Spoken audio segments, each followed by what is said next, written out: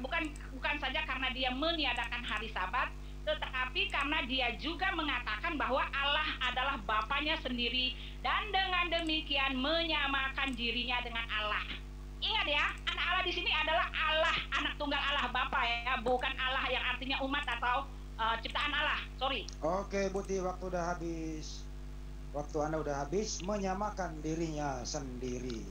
Silakan Pak Juma, dilanjutkan waktu berjalan setelah Anda berbicara. Nah, sekarang yang comot-comot ayat kan Ibu. Coba lanjutkan ke ayat 30-nya. Aku tidak dapat berbuat apa-apa dari diriku sendiri. Terus sisi ketuhanan yang ada pada diri Yesus itu mana? Aku tidak dapat berbuat apa-apa dari diriku sendiri. Tadi katanya roh yang ada di dalam diri Yesus itu adalah Bapa. Terus kalau roh yang ada di dalam diri Yesus itu adalah apa? Berarti Yesus itulah Bapa itu. Kalau Yesus itulah Bapa itu, terus kenapa dia mengatakan aku tidak dapat berbuat apa-apa dari diriku sendiri? Ku itu siapa? Ku di situ adalah kemanusiaannya Yesus dan kerohaniannya Yesus.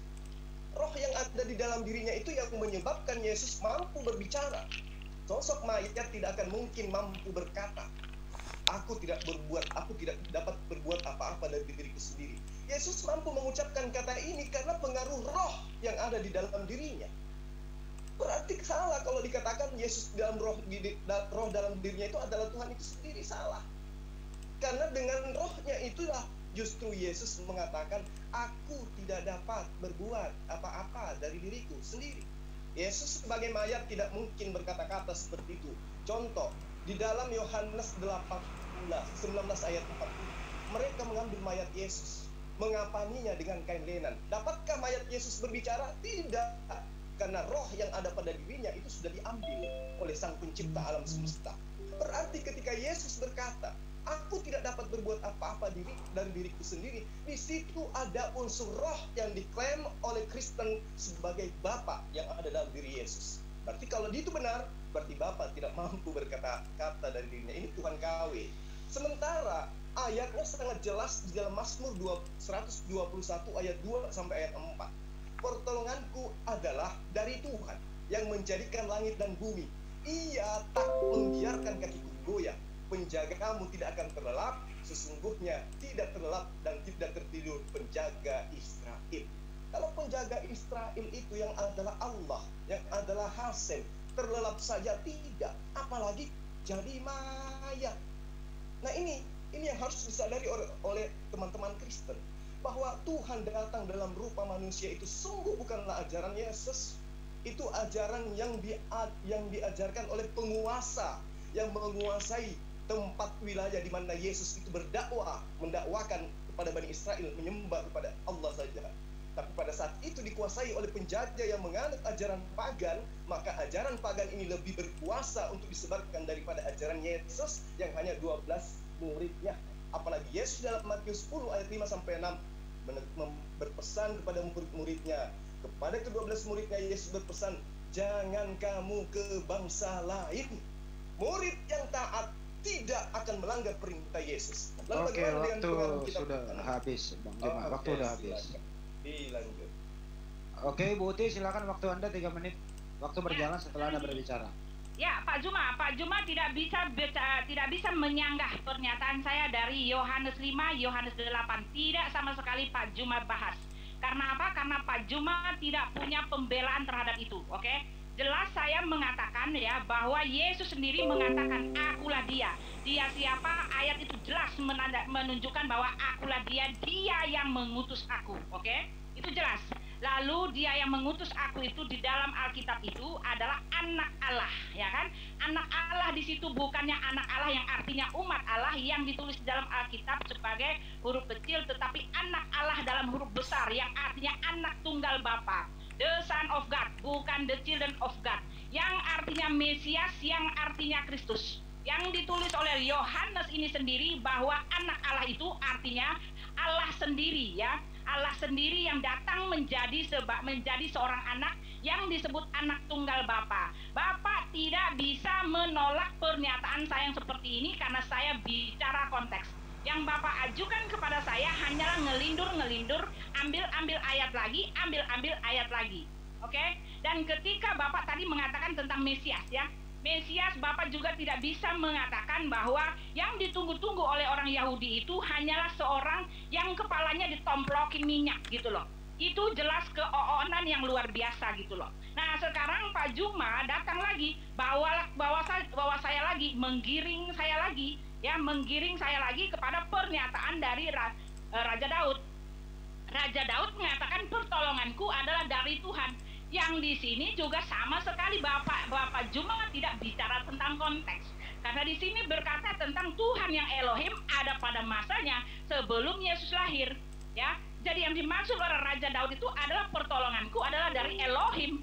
Elohim yang sebelum datang menjadi manusia. Lalu Bapak mengatakan ketika Yesus mati dia dikafani. Jelas saya mengatakan tadi, Yesus itu mati dalam ritual penebusan dosa. Dia mati bagi dosa-dosa, tetapi secara hakikatnya dia hidup. Setelah ritual itu selesai, dia bangun lagi. Lalu kenapa ketika waktu dia menjalankan ritual itu, Bapak bilang dia mati, lalu dia dikafani, lalu rohnya kemana gitu loh. Karena dia memang sedang melaksanakan ritual penghapusan dosa itu. Itu saja Pak. Jadi Bapak tidak bisa menyanggah saya. Ya, sekali lagi saya bilang harus baca konteks. Ketika Bapak mengatakan Yesus sendiri mengaku, aku tidak bisa berbuat apa-apa dari diriku sendiri. Lagi-lagi saya giring Bapak bicara konteks. Karena di situ Yohanes 5 ayat 30 itu, aku tidak bisa berkata apa dari diriku sendiri. Di situ dikatakan, apa yang dilakukan oleh Bapak, aku lakukan juga. Apa yang dikerjakan Bapak, ku kerjakan juga. Jadi sama. Semua yang dilakukan Bapak dikerjakan anak. Oke, Ibu gitu Putih, waktunya habis. Silakan waktu di reset gitu. Jadi matinya anak adalah ritual. Silakan Bang Juma, waktu berjalan setelah Anda berbicara. Oke, jadi ungkapan terakhir dari Bu Uti yang masuk di kuping saya. Apa yang dilakukan oleh Bapak itu yang dilakukan oleh anak. Jadi ketika anak itu mati, Bapak juga mati. Karena kenapa? Yang dilakukan Yesus adalah sesuai dengan apa yang dilakukan oleh Bapak. Berarti dua-duanya sudah mengalami kematian. Nauzubillahi min dzalik. Saya hanya ingin mengatakan begini, ketika Bani Israel itu mengenal siapa sosok yang berseru kepada mereka, Ehye, Aser Ehye, lalu kemudian dikatakan percayalah kepada yang berseru itu, bahwa dia adalah Tuhan selama-lamanya, sebab Tuhan Elohim adalah gunung batu yang kekal. Lalu dikatakan lagi, tidakkah kau tahu dan tidakkah kau dengar, Tuhan adalah Allah yang kekal, yang menciptakan bumi dari ujung ke ujung. Ia tidak menjadi lelah dan tidak menjadi lesu, tidak terduga pengertiannya. Ia tidak pernah lelah. Lalu coba kita lihat 1 Korintus 11 ayat 26. Sebab setiap kali kamu makan roti ini dan minum cawan ini, kamu memberitakan kematian Tuhan sampai ia datang. Luar biasa bukan? Ini ajaran siapa ini? Yang mengajarkan kemudian Allah yang kekal itu mati. Ini dari mana kekuatan ini sampai dia bisa berpengaruh besar terhadap dunia ini? Hampir separuh penduduk bumi mengimani bahwa Tuhan sang pencipta alam semesta itu mati. Kalau ini adalah benar adanya, maka orang pertama yang mengajarkan itu sebenarnya adalah ibunya Yesus. Karena dia yang lebih tahu tentang siapa anak. Adakah Bunda Maria mengatakan seperti apa yang diimani oleh orang Kristen? Lalu kemudian kata ego ini. Kata ego ini itu adalah pernyataan biasa. Akulah dia. Bagaimana kemudian orang bertanya jawab? Siapa yang menyembuhkan orang tersebut? Lalu kemudian dia menjawab, ego ini, akulah dia. Akulah yang menyembuhkan. Dia tidak mengatakan, akulah Allah Elohim, sang pencipta alam semesta. Kenapa? Karena Yesus sendiri mengatakan, aku tidak dapat berbuat apa-apa dari diriku sendiri. Ini Tuhan model apa ini kalau dia adalah pencipta alam semesta? Yang konon ceritanya konsep di dalam rumusan Kristen, roh di dalam diri Yesus itulah Bapa itu sendiri. Loh, Yesus melontarkan kalimat itu. Aku tidak dapat berbuat apa-apa dari diriku sendiri. Akibat daripada perintah dari dalam dirinya berupa roh. Aku menghakimi sesuai dengan apa yang aku dengar. Dan penghakimanku ini adil, sebab aku tidak menuruti kehendakku sendiri, melainkan kehendak Dia yang mengutus aku. Berarti lagi-lagi Yesus menunjuk kepada esensi yang bukan dirinya. Nah, lalu bagaimana dengan pemahaman teman-teman Kristen yang mengatakan waktu habis, bahwa Bang Yesus... Juma. Waktu habis. Sorry. Oke, Bu Uti, silakan giliran Anda. Waktu berjalan setelah Anda berbicara. Monggo. Ya, sekali lagi saya mau bilang kepada Pak Juma, Bapak Juma tidak bisa membantah ya Yohanes 8 ayat 5. Jadi kesimpulannya Pak Juma mengiyakan tanpa bisa menyatakannya. Oke? Karena itu tidak dibahas sama sekali. Bapak mengatakan ego emi itu akulah dia. Maaf, sekali lagi saya berkata konteks karena ayatnya jelas membuktikan bahwa mereka tidak mengerti bahwa dia berbicara tentang Bapa. Oke? Jelas di situ akulah dia adalah Bapa. Bapa yang mengutus aku. Jadi kalau Pak Juma selewengkan itu terserah Pak Juma, oke? Nah, sekarang Pak Juma mengatakan bahwa Yesus sendiri mengatakan aku tidak bisa berbuat apa-apa. Sekali lagi saya mau bawa Bapak Juma baca konteks. Sekali lagi baca konteks. Kenapa Yesus mengatakan seperti itu? Karena di dalam ayat yang 19 jelas dikatakan, maka Yesus menjawab mereka, katanya aku berkata kepadamu sesungguhnya anak tidak dapat mengerjakan sesuatu dari dirinya sendiri. Dia yang manusia itu tentu saja tidak bisa berbuat apa-apa dari diri sendiri. Jikalau tidak ia melihat Bapa mengerjakannya. Sebab, nah ini dia. Sebab apa yang dikerjakan Bapa itu juga yang dikerjakan anak. Oke? Oke? Apa yang dikerjakan Bapa itu juga yang dikerjakan anak. Sebab Bapa mengasihi anak. Dan ia menunjukkan kepadanya segala sesuatu yang dikerjakannya sendiri. Bahkan ia akan menunjukkan kepadanya pekerjaan-pekerjaan yang lebih besar lagi daripada pekerjaan-pekerjaan itu. Sehingga kamu menjadi heran. Tolong jangan dieko ya. Nah, ayat 21, sebab sama seperti Bapa membangkitkan orang-orang mati dan menghidupkannya, demikian juga anak menghidupkan barang siapa yang dikehendakinya. Ayat 22, Bapa tidak menghakimi siapapun, melainkan telah menyerahkan penghakiman itu seluruhnya kepada anak. Ini kesimpulannya apa, Pak? Kesimpulannya Yesus hanya berkata-kata dalam kapasitasnya yang manusia. Anak manusia, dia mengatakan aku tidak bisa berbuat apa-apa dalam kata kapasitasnya yang adalah anak. Bukan dalam kapasitasnya yang utusan biasa, bukan dalam kapasitasnya yang rasul, tetapi dalam kapasitas anak. Bahkan dikatakan di sini, sebab apa yang dikerjakan Bapa itu juga yang dikerjakan anak. Bapa pemilik kerajaan sorga, Yesus pun pemilik kerajaan sorga. Bapa menghukum orang, mematikan orang, Yesus pun berkuasa atas itu, mencabut nyawa orang. Bapa menghapus dosa dunia, Yesus pun melakukannya. Bahkan lebih heran lagi, sebab Bapa mengasihi anak dan ayat 22 ya. Bapa tidak menghakimi siapapun, melainkan telah menyerahkan penghakiman itu seluruhnya kepada anak. Ini maksudnya tidak bisa berbuat apa-apa dalam kapasitasnya sebagai anak manusia, tetapi dia memiliki semua kuasa Allah itu. Kuasa Allah itu dia miliki. Oke, Bu Uti, itu waktu konteksnya. habis. Oke, waktu habis, Bu Uti. Oke, Bang Juma, dilanjutkan waktu berjalan setelah Anda berbicara. Baik. Jadi ketika di dalam kitab Ibu dikatakan hal yang Ibu tuduhkan tadi, saya tidak menanggapi Yohanes 8 ayat 5 karena tidak sesuai dengan bunyi ayat dengan apa yang Ibu ungkapkan. Filipi 2 ayat 6, yang walaupun dalam rupa Allah tidak menganggap kesetaraan dengan Allah itu sebagai milik yang harus dipertahankan. Ini dalil jelas ya. Yang walaupun memiliki rupa Allah, si Yesus ini, ia tidak menganggap kesetaraannya dengan Allah sebagai sesuatu yang harus dipertahankan. Filipi 2 ayat 6. Lalu kemudian antara Yesus dengan Allah itu sangat berbeda dan memang tidak sama. 1 Tawarik 17 ayat 20 berbeda berbanding terbalik dengan 1 Korintus 15:48. Yesus adalah makhluk, Allah adalah sang pencipta makhluk. Jadi sangat luar biasa ini perbedaannya. Lalu kemudian ketika Ibu mengatakan Yesus itu adalah Allah itu sendiri, dari sisi mananya Yesus itu sebagai Allah? Hanya karena mengatakan ego eimi itu. Lalu bagaimana dengan malaikat yang juga mengatakan ego eimi?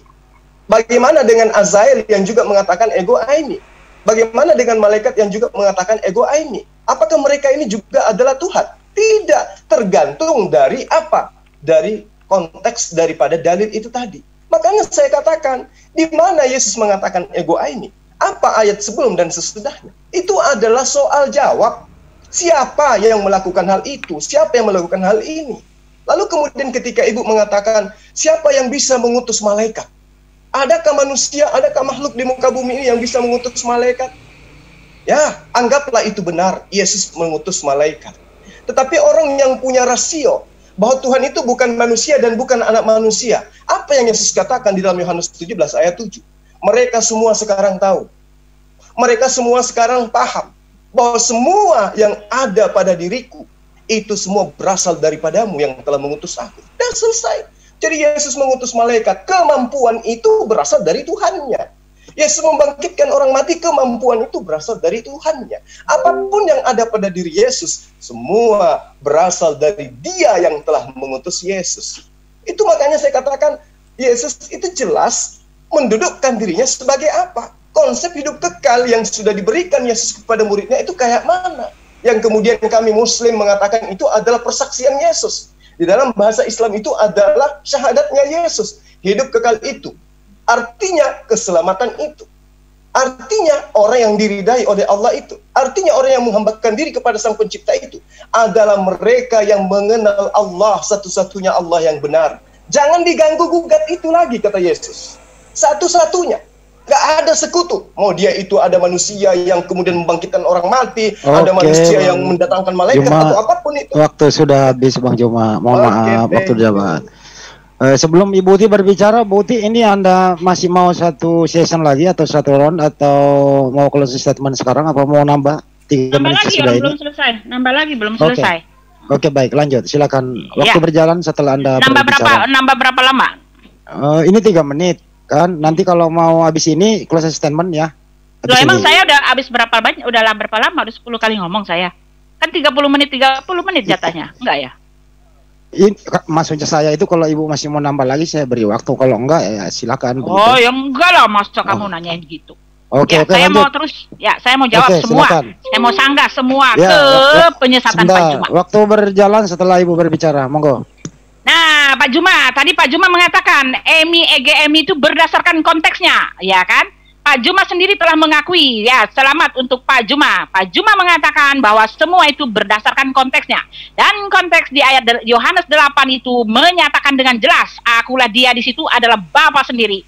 Oke, titik ya, selesai ya. Jawaban dari Pak Juma jelas mengatakan bahwa Pak Juma mengatakan ego almi itu adalah berdasarkan konteks. Dan konteksnya adalah Yesus mengaku bahwa dia adalah Elohim sendiri. Tertulis dalam ayatnya merupakan data yang valid, tidak bisa diganggu gugat dan merupakan kebenaran yang tetap. Oke. Lalu ketika Bapak mengatakan bahwa Yesus itu tidak bisa berbuat apa-apa karena dia memang kesimpulannya bahwa dia adalah utusan biasa. Tetapi saya sudah kasih lagi datanya yang jelas, valid, yang tidak bisa diganggu-gugat, bahwa di dalam Yohanes 5 itu dia bicara kalau dia tidak bisa berbuat apa-apa sebagai anak Allah, sebagai anak manusia. Inilah yang kami maksud dengan Allah Tritunggal, ya. Sebagai pribadi manusia dia tidak bisa berbuat apa-apa dan dia itu ya tidak bisa berbuat apa-apa dan dia bergantung kepada Bapaknya, oke? Tetapi jelas ya tidak bisa berbuat apa-apa di situ bukan karena Allah itu di luar dirinya, sama sekali tidak. Karena dia tidak bisa berbuat apa-apa di situ dikatakan bahwa dia melakukan segala apa-apa yang dilakukan oleh Bapa. Jadi Bapa itu adalah penggeraknya dan dia adalah yang melaksanakannya, oke? Dialah, jadi satu itu ya, Bapa penguasanya dan dia adalah pelaksananya gitu loh. Tetapi dalam satu hakikat itulah ya. Di situ dikatakan setelah di situ dikatakan Bapa tidak menghakimi siapapun melainkan telah menyerahkan penghakiman itu seluruhnya kepada anak. Kalau Bapa masih menyangka bahwa Yesus itu cuma utusan, penghakiman seluruh isi dunia mana yang diserahkan kepada anak manusia atau kepada Muhammad? Bisakah Muhammad mempunyai otoritas seperti itu? Yesus inilah yang akan menghakimi seluruh isi dunia sebagai Allah yang Bapak bilang tidak bisa melakukan apa-apa. Di dalam Yohanes 14 ayat 10, ya, percayalah, tidak percayakah engkau bahwa aku di dalam Bapa, Bapa di dalam aku, sorry, saya baca dulu ya. Yohanes 14, ya, seingat saya ya. Di situ dikatakan ya, kata Yesus kepadanya, telah sekian lama aku bersama-sama kamu Filipus, namun engkau tidak mengenal aku. Barang siapa telah melihat aku, ia telah melihat Bapa yang mengutus aku. Bagaimana engkau berkata, tunjukkanlah Bapa itu kepada kami? Percayakah engkau, tidak percayakah engkau bahwa aku di dalam Bapa, Bapa di dalam aku? Apa yang aku katakan kepadamu tidak aku katakan dari diriku sendiri, tetapi Bapa yang diam di dalam aku, dialah yang melakukan pekerjaannya. Ini maksudnya, Yesus tidak melakukan apa-apa, tetapi Bapa yang diam di dalam dirinya, dialah yang melakukan. Bapa dan Yesus adalah satu. Itu maksudnya, Pak Oke Bu Uti, terima kasih, waktu udah habis. Di reset waktunya. Oke Bang Juma, silakan, waktu berjalan setelah berbicara. Monggo. Oke. Jadi Ibu mengatakan Yesus itu yang akan menghakimi ya seisi dunia. Tapi sayang sekali Ibu tidak mengkaji dalil Ibu sendiri dalam kitab Ibu. Yohanes 12:47 Yesus mengaku dengan sangat jelas dikatakan, dan jikalau seorang mendengarkan perkataanku tetapi tidak melakukannya, aku tidak menjadi hakimnya, sebab aku datang bukan untuk menghakimi dunia, melainkan untuk menyelamatkannya. Ini maksudnya Yesus tidak menghakimi tetapi menyelamatkan. Maksudnya apa? Ya itu tadi. Suaranya hilang Bang Juma. Hilang Pak Juma nggak. Tolong timer di nggak dengar. Tolong timer di pause dulu. Ulang. Tolong timer di pause dulu. Bisa Bang Juma mundur setengah detik berbicara karena tadi hilang suaranya. Silakan dilanjut. Oke. Jadi di Yohanes 12 ayat 47 Yesus jelas mengatakan dia tidak menghakimi dunia, tapi dia menyelamatkannya. Dia katakan, dan jikalau seorang mendengarkan perkataanku, tetapi tidak melakukannya. Coba, mendengarkan perkataanku, tetapi tidak melakukannya. Berarti orang itu harus, Bani Israel ini, sesuai dengan perkataan Yesus. Lalu kemudian perkataan Yesus itu dipraktekkan. Aku tidak menjadi hakimnya, kata Yesus. Sebab aku datang bukan untuk menghakimi dunia, melainkan untuk menyelamatkannya. Apa keselamatan yang Yesus berikan? Tentu endingnya adalah hidup yang kekal itu. Apa hidup kekal menurut Yesus? Keselamatan apa yang dimaksud oleh Yesus? Tentu keselamatan yang dimaksud Yesus itu adalah hidup kekal. Setelah di bumi, berpindah kepada kehidupan kekal, menemukan surga atau jannah. Nah, apa syaratnya? Mengenal Allah satu-satunya sang pencipta alam semesta, dan mengenal Yesus cukup sebagai utusannya. Itu resep dan kunci keselamatan menurut Yesus. Belum lagi di dalam kitab Lukas, Yesus memanggil ke-12 muridnya untuk menghakimi ke-12 suku Bani Israel saja. Jadi mana Yesus menjadi hakim dunia? Tidak ada. Kecuali pernyataan-pernyataan orang yang menulis kitabnya ini, Bu, sebagai firman Tuhan. Tetapi dicampur-campur dengan perkataan Yesus. Coba kita lihat. Di dalam Yesaya 45 ayat 12. Bagaimana kemudian Bani Israel tidak mau menuhankan manusia bernama Yesus. Karena mereka memegang teguh firman Tuhan yang mereka jadikan sebagai acuan dalam kehidupan keberagamaan. Akulah yang menjadikan bumi dan yang menciptakan manusia di atasnya. Apakah Yesus manusia? Apakah Yesus berada di atas bumi? Jelas. Berarti Yesus duduk di dalam kategori ciptaan Tuhan di atas muka bumi. Yesaya 45:12, akulah yang menjadikan bumi dan yang menciptakan manusia di atasnya. Tangankulah yang membentangkan langit dan akulah yang memberi perintah kepada seluruh tentaranya. Bayangkan. Jadi yang dimaksud Yesus itu adalah Allah yang datang dalam rupa manusia. Itu adalah konsep dari mana? Maka wajar kemudian gemuruh kekristenan, gelombang kristenisasi itu berasal dari Eropa yang memang pondasinya sudah mengajarkan ajaran Trinitas, menyembah kepada sosok dewa-dewa yang datang dalam rupa manusia. Bang Joma. Waktu habis Bang Joma. Baik. Ibu Uti sebelum lanjut, Ibu Uti mau tambah 3 menit sebelum closing statement atau mau closing statement sekarang? Gimana Bu Uti? Tambah 3 menit closing statement, cepat amat ya. Udah habis 1 jam ya. 30 menit 1 jam aja. Perpanjang. Oke, lanjut lagi Bu Uti, silakan. Waktu waktu berjalan setelah Anda berbicara, monggo. Ya, begini Pak Pak Juma, sekali lagi Pak Juma tidak bicara, tidak nyambung terus tidak nyambung karena masih lagi membuat ayat yang baru tanpa bisa menjelaskan ayat yang saya kasih gitu loh. Sekali lagi saya sudah kasih tahu tadi bahwa Yesus mengatakan tidak bisa berbuat apa-apa dari dirinya sendiri sebagai kapasitas sebagai anak Allah yang akan menghakimi seluruh isi dunia ini. Oke, dan Yesus tadi saya katakan bahwa dia tidak bisa berbuat apa-apa, lalu dia mengatakan apa yang kukatakan kepadamu tidak kukatakan dari diriku sendiri, melainkan Bapa yang diam di dalam aku, dialah yang melakukan pekerjaannya. Jadi ketika Yesus mengatakan bahwa dia tidak bisa berbuat apa-apa, itu dalam kapasitas sebagai anak, karena anak itu mengikuti apa yang dilakukan oleh Bapanya. Tetapi segala kuasa kealahan, segala kuasa ketuhanan itu, bahkan kerajaan sorga itu dialah yang punya. Dialah yang akan menghakimi seluruh isi dunia ini. Lalu Bapak mengatakan bahwa menghakimi seluruh isi dunia ini adalah karya para penulis. Tetapi maaf, ketika dikatakan bahwa dia anak yang lahir itu, anak yang tunas Daud, yang adalah roh Allah ada padanya itu, dia sudah dinubuatkan bahwa dialah yang akan menghakimi seluruh isi dunia ini. Oke, sesuai dengan pengakuan Yesus sendiri. Di dalam Yesaya 11 itu jelas dikatakan, roh Tuhan akan ada padanya, roh hikmat, roh pengertian, roh nasihat dan keperkasaan, roh pengenalan dan takut akan Tuhan. Nah itu dia, sebagai manusia dia akan takut akan Tuhan, takut akan Bapanya, dia mengikuti segala apa yang ada pada Bapanya. Tetapi ingat, apa yang dilakukan Bapa itulah yang dilakukan anak. Apa yang dikuasakan Bapa itulah yang dikuasakan anak. Apa yang dimiliki Bapa itulah yang dimiliki anak. Jadi Yesus memiliki seluruh otoritas ketuhanan. Oleh sebab itu dikatakan bahwa ia tidak akan menghakimi dengan sekilas pandang saja atau menjatuhkan keputusan menurut kata orang. Tetapi ia akan menghakimi orang-orang yang lemah dengan keadilan dan akan menjatuhkan keputusan terhadap orang-orang yang tertindas di negeri dengan kejujuran. Ia akan menghajar bumi dengan perkataannya seperti dengan tongkat.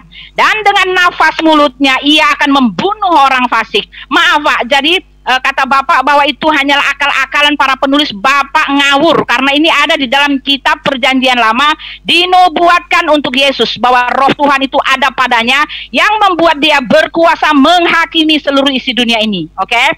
Lalu Bapak mengatakan apalagi Lukas menjadi apalagi tuh Yohanes 17 ayat 3. Ini juga Bapak asal comot ayat. Semua ayat yang Bapak kasih itu hanyalah comot sesuka hati lalu dirangkai-rangkai. Yohanes 17 ayat 3 jelas mengatakan pemberi hidup yang kekal itu adalah Yesus dan Bapa, adalah Bapa dan Anak. Pengutus di situ dalam kapasitas lagi-lagi adalah anak Allah.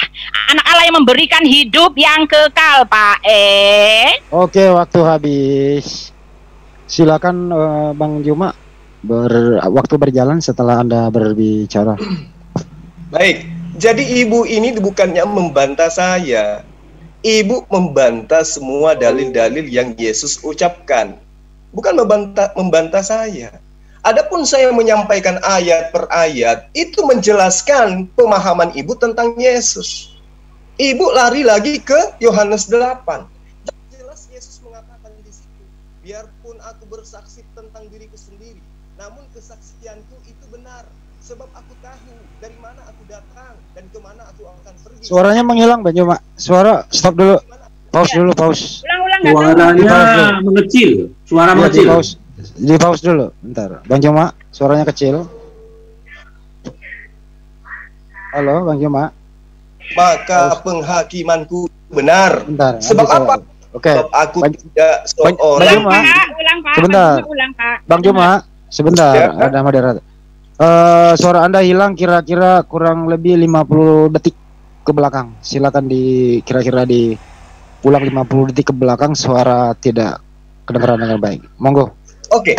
Jadi dalil ini sangat jelas. Ketika saya mengambil dalil dalam kitab Anda, itu untuk membantah iman Anda terhadap pernyataan-pernyataan Yesus. Anda tidak melawan saya, Anda melawan pernyataan-pernyataan Yesus. Apa kata Yesus dalam Yohanes 8 yang Anda kutip ayatnya tadi? Yesus mengatakan, dan jikalau aku menghakimi, maka penghakimanku itu benar. Sebab kenapa? Karena aku tidak seorang diri. Sebentar, timer jalan dong. Ya, oke, lanjut Bang Juma. Karena aku tidak seorang diri. Nah, kalau Yesus sudah mengatakan dirinya tidak seorang diri, berarti dia lebih dari satu. Lalu mana Bapak yang Anda katakan Yesus itu adalah Bapak itu sendiri? Sementara Yesus mengatakan, jikalau aku menghakimi, maka penghakimanku itu benar. Sebab aku tidak seorang diri, tetapi aku bersama dengan Dia yang mengutus aku. Berarti aku dan Dia berdua, bukan seorang diri. Ini yang perlu dipahami dengan baik. Jadi konsep demi konsep yang kemudian Ibu rumuskan, Yesus itu adalah Tuhan, itu tidak berasal dari pengajaran Yesus, tapi berasal dari kekuatan yang sedang menguasai tanah Yudea kala itu, yang ingin mengajarkan konsep pagan penyembahan kepada dewa-dewa, roh-roh yang menjelma menjadi manusia dengan mengambil ajaran Yudaism. Maka jangan heran ketika sampai hari ini, ketika orang Yudaism diperhadapkan dengan nama Yesus bahwa dia adalah Hasan yang datang dalam rupa manusia, mereka muntah-muntah tertawa. Ditertawakan, sangat jauh dari apa yang diajarkan oleh mereka terhadap Bani Israel. Yesaya 45 ayat 12, akulah yang menjadikan bumi dan yang menciptakan manusia di atasnya. Berarti Yesus itu manusia di atas bumi ini diciptakannya Dia. Makanya kalau ada yang mengatakan Yesus itu adalah manusia 100%, roh yang ada di dalam dirinya lah itu yang Tuhan 100%. Tetapi ternyata Yesus dengan roh yang ada di dalam dirinya pun mengaku, jikalau aku menghakimi, maka penghakimanku itu benar, sebab aku tidak seorang diri. Berarti Yesus tetap mendudukkan Tuhannya sebagai Tuhan, dirinya sebagai hamba. Yohanes 4 ayat 22, aku menyembah apa yang aku kenal, kalian menyembah apa yang kalian tidak kenal. Yesus mendudukkan dirinya sebagai hamba Tuhan. Jika aku menghakimi, penghakimanku itu benar, sebab aku menghakimi tidak seorang diri, tetapi aku bersama dengan Dia yang telah mengutus aku. Berarti mereka berdua. Sementara di ayat 17 ini katakan, dan di dalam kitab Tauratmu ada tertulis bahwa kesaksian dua orang adalah sah. Berarti Yesus sedang mempertontonkan Dia dan Bapa adalah dua. Ayat selanjutnya mengatakan, akulah yang bersaksi tentang diriku sendiri dan juga Bapa yang telah mengutus aku. Berarti aku dan Bapa adalah dua. Jadi konsep Yesus Bapa itu adalah Yesus, Yesus itu adalah Bapa. Itu adalah ajaran yang di luar daripada pengajaran Nabiullah Yesus alaihissalam. Oke, waktu habis. Di reset waktunya dulu. Ibu Uti, ini statement terakhir, nanti statement berikutnya closing statement ya. Oh ya. Jadi 6 menit ya? Iya, 6 menit. Ya? Jadi dibagi 3 menit, 3 menit. Saya silakan, closing statement atau Pak Juma closing statement? Iya, kan ini waktu Ibu dulu, baru Pak Juma, kemudian kembali ke Ibu closing statement. Ya. Oh gini, 3 menit. Saya nggak mau closing statement langsung 3 menit lalu closing statement. Saya 3 menit dulu lalu saya dengar apa perkataan dia. Iya, Ibu jadi pakai closing statement ingat ya, peraturan ini. Closing statement hanyalah wassalam. Ya, saya nggak mau kalau Pak Juma kasih termin baru lalu saya tidak bisa jawab lalu ini berkata bahwa saya nyungsep ya, karena tidak bisa dijawab bukan karena itu.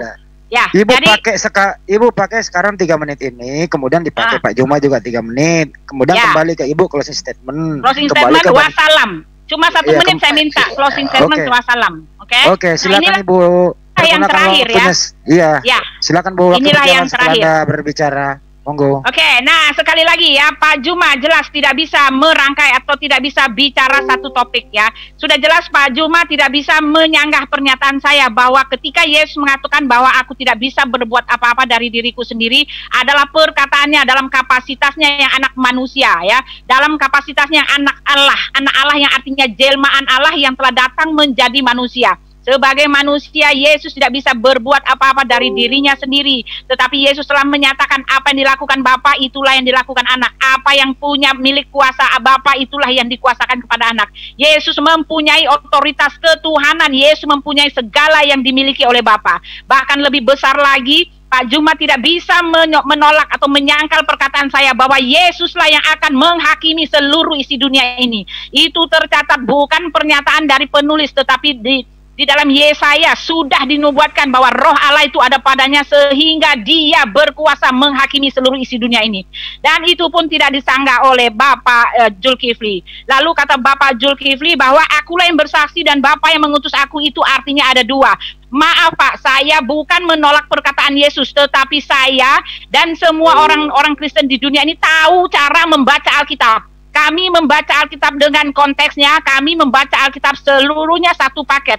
Ketika Yesus mengatakan aku bersaksi, dan Bapa itu yang mengutus aku. Itu kembali lagi kepada Yohanes 8 ayat 24. Yesus mengatakan, akulah dia yang mengutus aku. Oke, ini tidak bicara menjadi dua oknum, karena Yesus dengan jelas mengatakan, apa yang kukatakan tidak kukatakan dari diriku sendiri, melainkan Bapa yang diam di dalam aku, dialah yang melakukan pekerjaannya. Aku dan Bapa adalah satu. Bagaimana kita bisa tahu bahwa Yesus dan Bapa adalah satu? Karena Yesus memiliki otoritas ketuhanan itu. Bukan satu dalam hal visi misi, tetapi satu dalam otoritas ketuhanan. Allah yang perkasa, Allah yang besar, Allah yang mempunyai kuasa keilahian. Karena Yesus mengatakan, dan aku memberikan hidup yang kekal kepada mereka, dan mereka pasti tidak akan binasa sampai selama-lamanya, dan seorang pun tidak dapat merebut mereka dari tanganku. Bapakku yang memberikan mereka kepadaku lebih besar daripada siapapun, dan tak seorang pun merebut mereka dari tangan Bapa. Aku dan Bapa adalah satu. Itulah dia perkataan Yesus yang mengatakan bahwa dia tidak mampu melakukan apa-apa. Lalu dikatakan di situ bahwa di dalam Yohanes 17 ayat 3, yang memberikan kuasa untuk mendapatkan hidup yang kekal itu adalah Elohim dan Yesus sendiri. Tidak bisa Bapa putuskan menjadi hanya Elohim dan Yesus hanya utusan. Karena ayat kedua jelas dikatakan bahwa Elohim dan Yesus itulah pemberi hidup yang kekal. Lalu ayat yang kelima, utusan itu jelas mengatakan bahwa Yesus yang utusan itu, dia ada dalam keberadaannya sebagai Allah Bapa sebelum dia datang sebagai utusan. Jadi apapun kata Pak Zulkifli, semuanya habis. Ya, semuanya pret. Sabar, santai aja Bu. Jadi Bang Juma silahkan dilanjutkan waktu berjalan setelah Anda berbicara. Oke, baik. Secara Alkitabiah,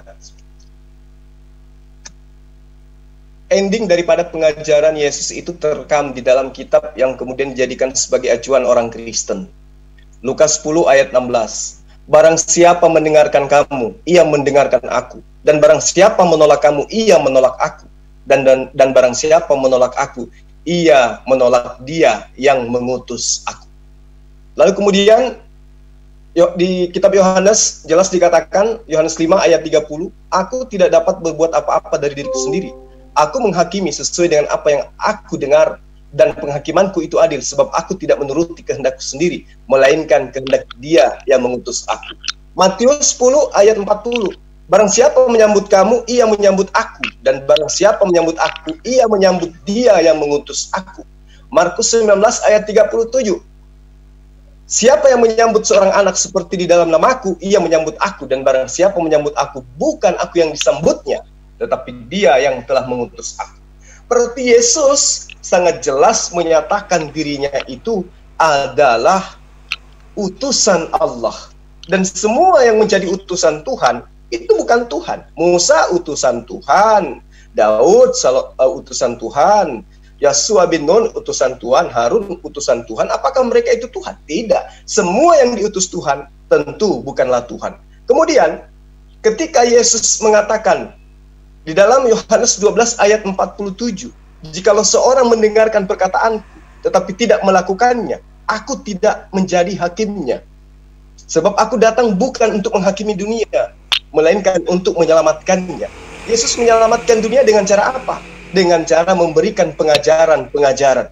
Bukan pengajaran yang diimani oleh orang Kristen.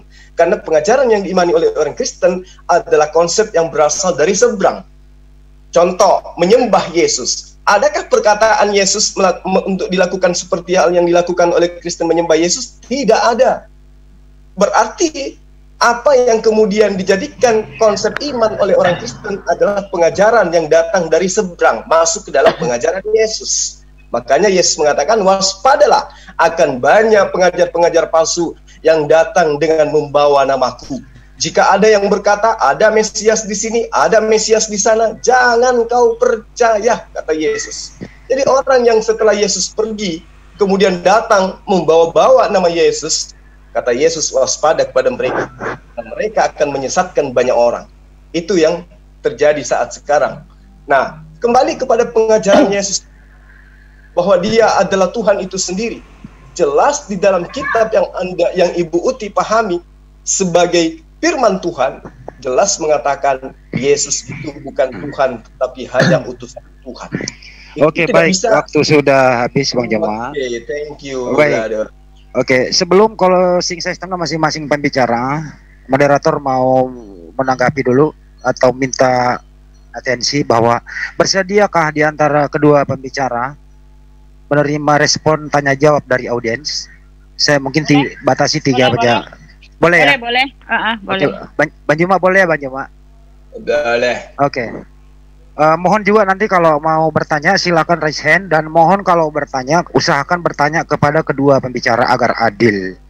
Baik Ibu Ti, closing statement untuk Anda, saya beri Anda waktu 3 menit. Waktu berjalan setelah Anda berbicara. Silakan. Ya. Closing statement ya. Closing statement ya gini Pak Juma masih mutar, tidak mau menerima sanggahan, tidak mau menerima kebenaran, karena saya mengatakan bahwa yang dimaksud utusan itu adalah pemberi hidup yang kekal. Yohanes 17 ayat 2, Yohanes 17 ayat 3 dan Yohanes 17 ayat 5. Karena utusan itu dia ada dalam keberadaannya sebagai Allah Bapa sebelum dia datang sebagai utusan. Itulah yang ditulis oleh Rasul Yohanes, karena Rasul Yohanes jelas mengatakan kepada Bapak Zulkifli bahwa Yesus itu adalah Allah yang telah datang menjadi manusia. Ini tidak bisa dipungkiri, karena inilah ya visi misi dari yang ditulis oleh Yohanes. Oke, dan Yohanes mengatakan bahwa yang namanya anak Allah itu yang tidak mampu berlakukan apa-apa itu, dia adalah Allah yang benar, ya. Karena di dalam 1 Yohanes 5 ayat 20. 1 Yohanes 5 ayat 20. Ini suaranya eko nih, tolong. Nggak bagus, lanjut aja Bu, bagus kedengeran. Tetapi kita, bagus ya. Ya akan tetapi ya, Yohanes 5, 1 Yohanes 5 ayat 20. Ini yang ditulis oleh Rasul Yohanes ya. Cak mana dia? Mana dia ya? Sebentar. Ayat 1 Yohanes 5 ayat 20 ya. Di situ dikatakan gini ya, akan tetapi kita tahu bahwa Allah telah datang dan telah mengaruniakan pengertian kepada kita supaya kita mengenal yang benar, dan kita ada di dalam yang benar di dalam anaknya Yesus Kristus.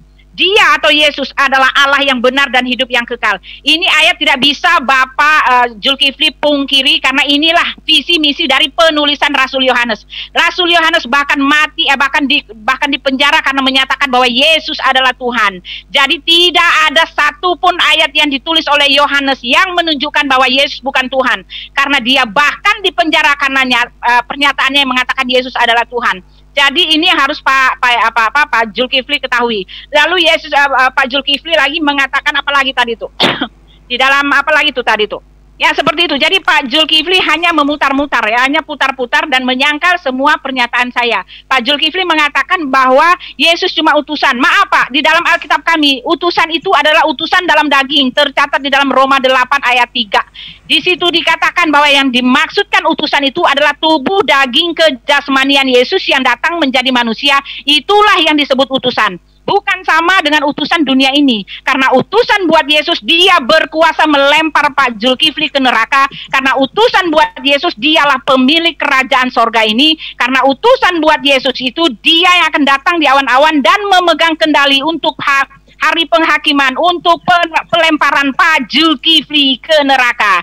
Selamat, wassalam, terima kasih. Itu closingnya. Terima kasih Bu Ti, waktu Anda sudah habis, berhasil menerakakan orang. Itu kurang bijak kalau menurut moderator ya. Baik Bang Juma, silakan, waktu berjalan 3 menit setelah Anda berbicara, closing statement. Monggo. Baik, jadi apa yang Ibu ucapkan itu adalah hal yang bertentangan dengan ajaran Yesus. Karena Yesus mengakui dirinya tidak dapat berbuat apa-apa dari dirinya sendiri. Yesus mengakui, dia yang mengutus aku, Bapa yang mengutus aku. Kamu tidak dapat melihatnya, suaranya pun tidak bisa kamu dengarkan. Lalu kemudian Yesus memberikan contoh-contoh kepada Bani Israel, bagaimana kemudian Yesus menghambakan diri kepada Tuhannya, bagaimana kemudian Yesus mengajarkan kepada murid-muridnya untuk taat kepada Tuhannya. Di dalam Yohanes 11 ayat 41, ayat 42, Yesus berdoa. Ya, Yesus berdoa. Dan kemudian dia bersaksi, dia katakan, Maka mereka mengangkat batu itu lalu menengadahkan tangan ke atas dan berkata, Bapa, aku mengucap syukur kepadamu karena engkau telah mendengarkan aku. Aku tahu bahwa engkau selalu mendengarkan aku, tetapi oleh karena orang banyak yang berdiri di sini mengelilingi aku mengatakannya supaya mereka percaya bahwa engkaulah yang telah mengutus aku. Bagaimana kemudian Yesus yang kesusahan membuat Bani Israel percaya kepada dirinya bahwa dia adalah utusan Tuhan? Yesus sangat bersusah payah mengajarkan Bani Israel yang menolak kenabian dia. Lalu kemudian muncul Kristen dari Eropa mengajarkan Yesus itu adalah Tuhan yang Yesus tempati untuk berdoa. Jadi itu sudah tidak sesuai dengan pengajaran Yesus. Yesus mengajarkan A, Kristen mengajarkan B. Orang-orang Farisi itu mendengarkan Yesus dan orang-orang Saduki bersoal menjawab tentang Yesus. Bahwa ketika Yesus mengatakan, hukum apakah yang paling utama? Jawab Yesus, hukum utama ialah, dengarlah wahai Israel. Israel yang diminta untuk mendengarkan, bukan Bani Ambon, bukan Bani Bata, bukan Bani Bugis, bukan. Hukum utama menurut Yesus, dengarlah, hai Israel, Israel, Israel. Tidak ada satupun ayat dari Kejadian sampai Wahyu 22 yang menyeru, Yesus itu menyeru kepada goyim, non-Israel, semua hanya kepada Israel. Maka jangan heran kalau Bu Uti gagah-gagahan mengajarkan pagan Yunani berbungkus nama Yesus, berbungkus kitab dengan sampul palsu, bertuliskan Alkitab. Kemudian jangan heran ketika dia mengajarkan perkataan-perkataan manusia biasa dibungkus dengan kata rasul supaya dianggap itu adalah sebuah kebenaran. Sementara Yesus mengajarkan sendiri, dengarlah hai Israel, tidak pernah menyeru kepada penyembah-penyembahnya yaitu goyim atau non-Yahudi. Hidup kekal itu Yesus sudah berikan kepada mereka. Bang Juma, waktu telah habis. Demikianlah tadi dialog dengan topik Akulah Dia antara Ibu Uti Watimena dengan Bapak Ustadz Zulkifli M. Abbas. Tadi kurang lengkap rasanya kalau tidak ada respon, ya. Silakan Mas Handi, ini ya. Zoom-nya sudah mulai detik-detik penghabisan ini. Oh ya. Nanti kalau diteruskan takutnya nanti tengah-tengah putus, kita jadi salah paham semua. Oh ya. Iya kan? Ini Oke, saya tutup aja kalau begitu ya. Ditutup aja Mas Andi. Oke, baik. Jadi mohon maaf sesuai dengan perjanjian tadi bahwa ada respon dari audien untuk tanya jawab terhubung karena waktu Zoom sudah hampir habis. Daripada dilanjutkan nanti kehabisan di tengah jalan, akan saya tutup langsung. Demikianlah tadi perdebatan atau dialog antara Ibu Uti Watimena dengan Bapak Ustadz Zulkifli Abbas di Zoom kesayangan kita. Nanti saya takutnya tengah-tengah jalan putus ini. Lebih baik nanti ini saya buat beberapa menit kok. Bisa nanti diteruskan di Zoom yang next. Paling lama 2 menit ini. Paling lama saya bikinkan. Ya nanti ya Ibu Uti nanti Zoom baru saya kasih ke Ibu Uti sama Bang Jul, nanti tanya jawab di sana Zoom baru. Bersedia Bu ya? Kurang 1 menit. Oke. 1 menit 2 detik ini. Oke, terima kasih semuanya atensi Anda. Tetap stay tune di link baru nanti. Saya Andi mengucapkan fastabiqul khairat. Assalamualaikum.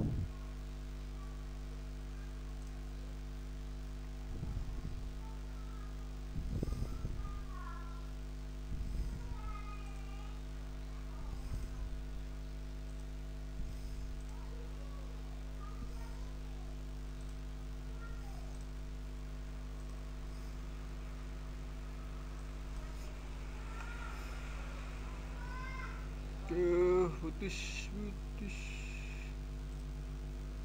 akhirnya